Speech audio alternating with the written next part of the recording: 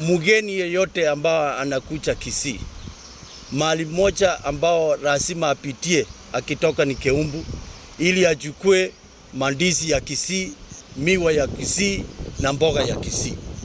So ile kitu ilitendeka, na ninajua sio wanabiashara wa Keumbu walifanya ile mambo, ni wauni ambao waliletwa kutoka mahali walitolewa kuja kusumbua wanabiashara wetu wa uko Keumbu. So tafadhali, kwa wageni ambao wananisikiza leo, Keumbu ni town ya usalama.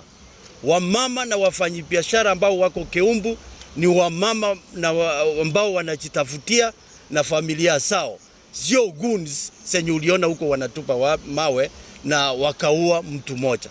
So sisi watu wa Kisii pamoja na Keumbu ni watu ambao tunapenda amani na hatupandi furugu ambao tuliona katika siku ya Ijumaa.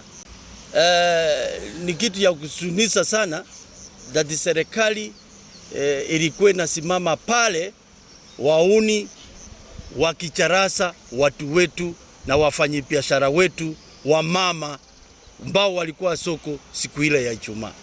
Kitu nauliza serikali yetu, tafadhali ifanye uchunguzi na wale watu ambao walifanya ile kitendo katika ile town yetu ya Kisumu, soko yetu ya Kisumu. Tafadhali hao watu washikwe na wachukuliwa hatua mahakamani.